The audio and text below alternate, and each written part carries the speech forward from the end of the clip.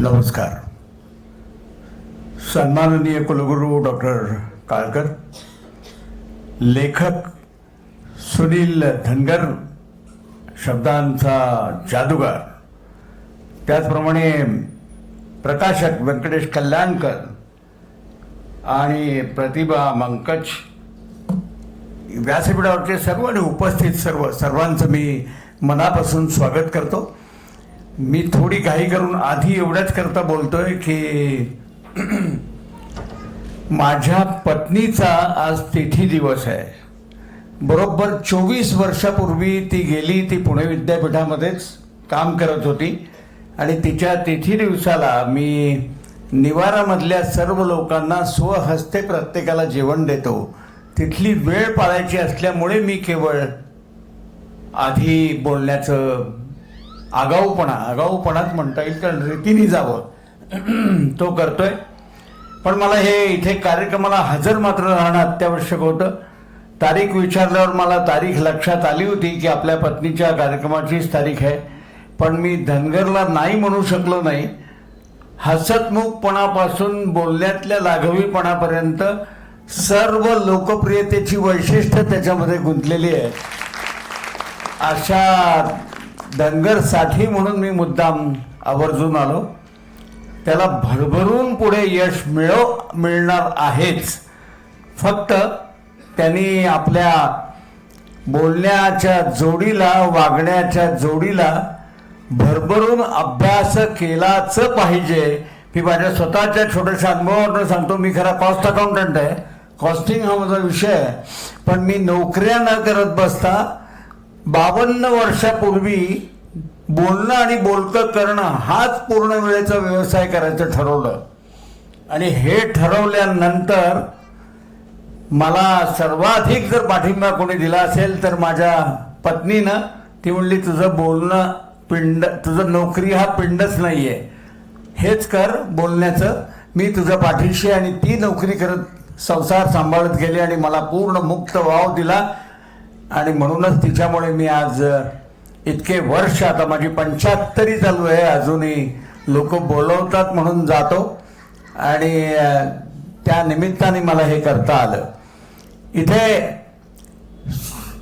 धनगरांच्या बद्दल या प्रकाशकांच्या पुस्तकामध्ये फार चांगल्या गोष्टी दिलेल्या आहेत की वक्तृत्वाकडून कर्तृत्वाकडे गेलेला हा धनगर आहे. प्रचंड संघर्षातनं स्वतःतील उपजत प्रतिभेला फुलवत, शब्दांची जादू करत कर्तृत्वाच्या शिखरावर पोहोचलेला हा सुनील आहे.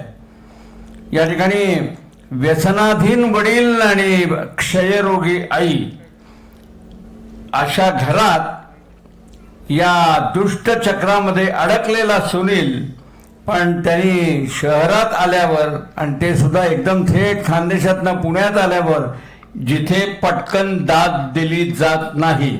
मी जरी पुणेकर असलो तरी मोकळेपणाने सांगतो की मी बाहेर सर्वत्र जेवढा आनंद घेतो तेवढा इथे नाही मिळत. इथे जर सांगितलं का हे गाडगे असं असं करतात, हो गंगा असं म्हणून ते इकडे बघायला लागतात पुणेकर. तर अशा पुण्यात येऊन सुद्धा त्यांनी या दुष्टचक्रातनं बाहेर पडत, प्रचंड संघर्ष करत, उच्च शिक्षणाकडे जात जात आपल्या झालेल्या प्रवासात आपली वाट शोधत प्रेरणादायी ठरलेला असा हा खानदेशचा सुनील आहे. मी आवर्जून अजून एक गोष्ट म्हणेन की पार्श्वभूमी, पाठबळ, आधार नसताना स्वभावातली एक आत्मविश्वास, अथक परिश्रम यांनी हा वेगळा मार्ग शोधून त्याच्यामध्ये स्वतःला झोकून दिलं. ही मला खूप ग्रेट गोष्ट वाटते.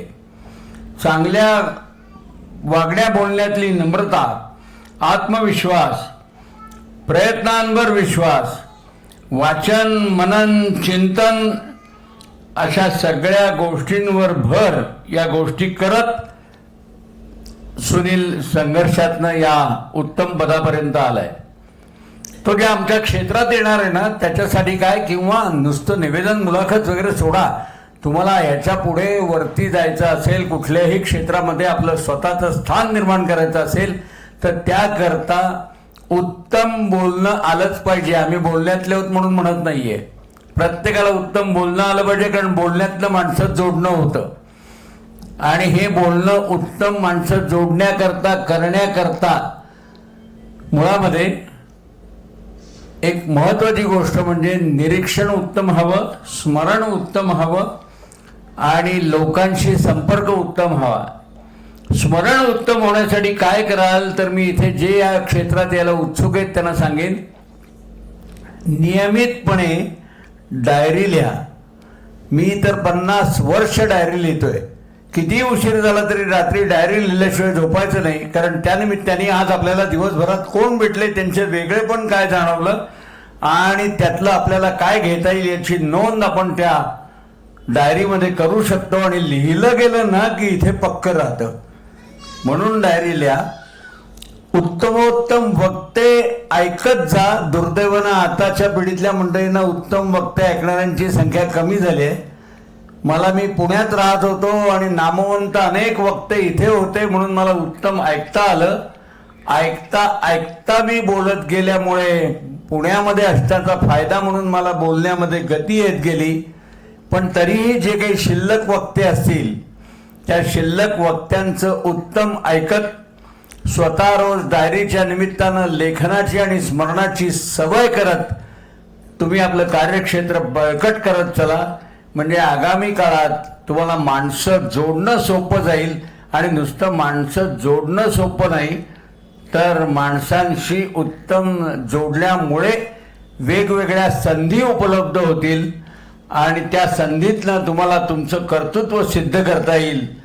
आता आजच्या कार्यक्रमाला खुद्द कुलगुरू साहेब इथे आहेत. कुलगुरूंनी आवर्जून याला होकार दिला धनगरला, याचा अर्थ त्याचं काहीतरी कर्तृत्व पाहिल्याशिवाय दिलं नसेल. तर असं मोठी मंडळी तुमच्या ठिकाणी येतात, ते तुमचं किमान कर्तृत्व पाहूनच येत असतात. त्यामुळे आपण आपल्या स्वतःच्या कर्तृत्वाच्या छटा दाखवण्यात कणमात्र लाजता कामा नये आणि कणमात्र कमी पडता कामा नये. म्हणजे मग वरिष्ठ स्तरापर्यंत सहजतेनं जाता येतं. अजून एक गोष्ट मी आवर्जून सांगेन की स्वतःचा आत्मविश्वास पक्का बळकट असायला पाहिजे. तो आत्मविश्वास असेल. आता मी तर अब्दुल कलाम साहेबांपासून अमिताभ बच्चनांपर्यंत 6500 मुलाखती घेतल्या. तर अब्दुल कलाम साहेब काय किंवा अमिताभ बच्चन काय, म्हणजे ही नावं घेतली मी फक्त वेगवेगळ्या क्षेत्रातली टॉपची म्हणून. यांना बोलकं करायचं म्हणजे आपली किमान तयारी किती बळकट असायला पाहिजे. आता उदाहरणार्थ एक देतो. जाता अब्दुल कलाम साहेब राष्ट्रपती असताना त्यांच्या शेजारी कोणालाही बसता येत नाही. ते असे इथे उभं राहून बोलत होते आणि त्यावेळेचा निवेदक म्हणून मी त्या खालच्या बाजूला उभं राहून निवेदन करत होतो.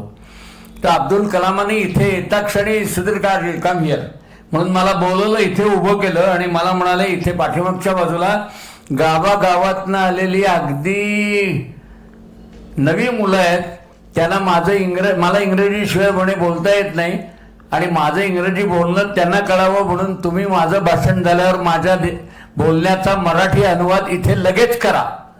आता इथे चॅलेंज बघा कसा होता. त्यांच्या बोलण्याकडे पूर्ण लक्ष द्यायचं, त्यातलं निवडक डोक्यात ठेवायचं आणि ते लगेच मराठीमध्ये त्या मुलांकरता त्यांच्या भाषेत सांगायचं.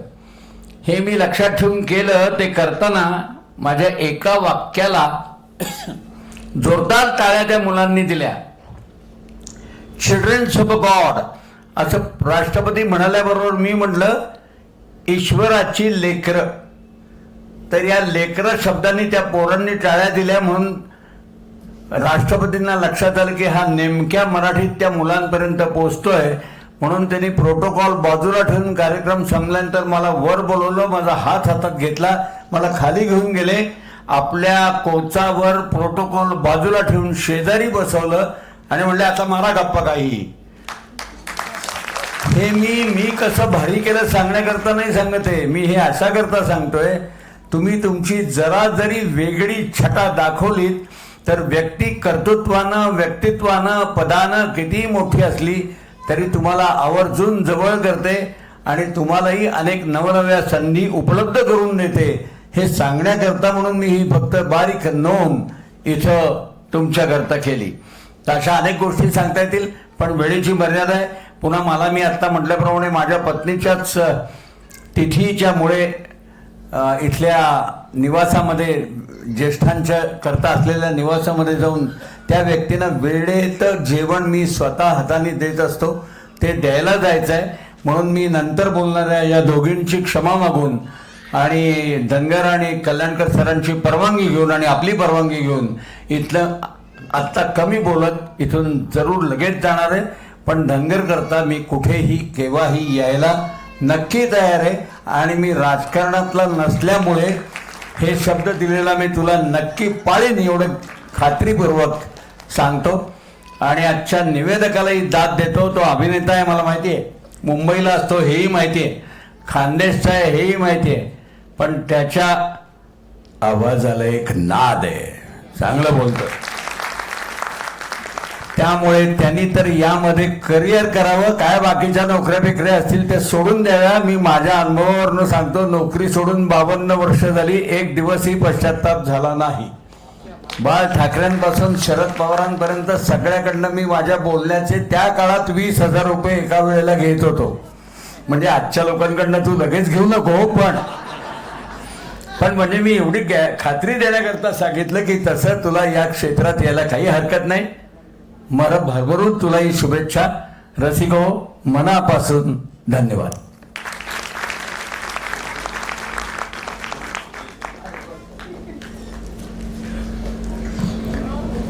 धन्यवाद सर. सुधीर गाडगीळ सर थोर किती आहेत हे आपण त्यांच्या बोलण्यातून ऐकलं. सरांसाठी जोरदार टाळ्या वाजवूयात. सर, आपली उपस्थिती ही आम्हाला बळ देणारी आणि ऊर्जा देणारी होती. काळकर सर देखील या ठिकाणी आले, त्यांचे सुद्धा मी ऋण व्यक्त करतो, त्यांचे सुद्धा आपण आभार व्यक्त करूयात. कार्यक्रम पुढे चालू राहणारच आहे. काय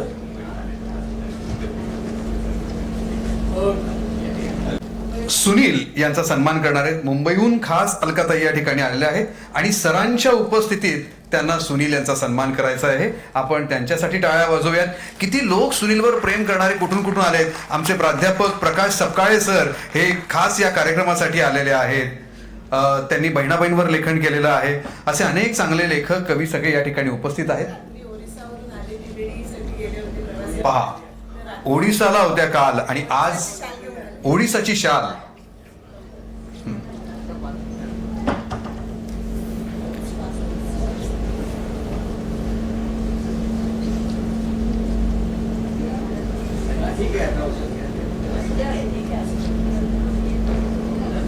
सरांना घाई आहे म्हणून मॅम, बाकी काय.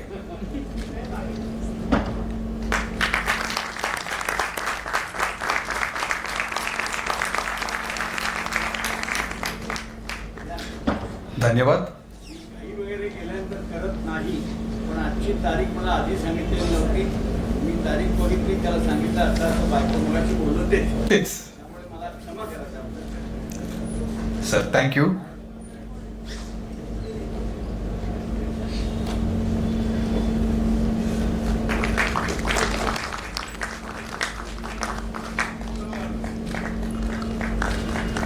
मी दयाघन राणे सरांना मंचावर आमंत्रित करीन. दयाघन राणे सर, आपण या प्रसंगी आपलं मनोगत व्यक्त करावं. कार्यक्रम पुढे असा सुरू राहणार आहे. माननीय प्राध्यापक दयाघन राणे सर या ठिकाणी उत्तर देतील.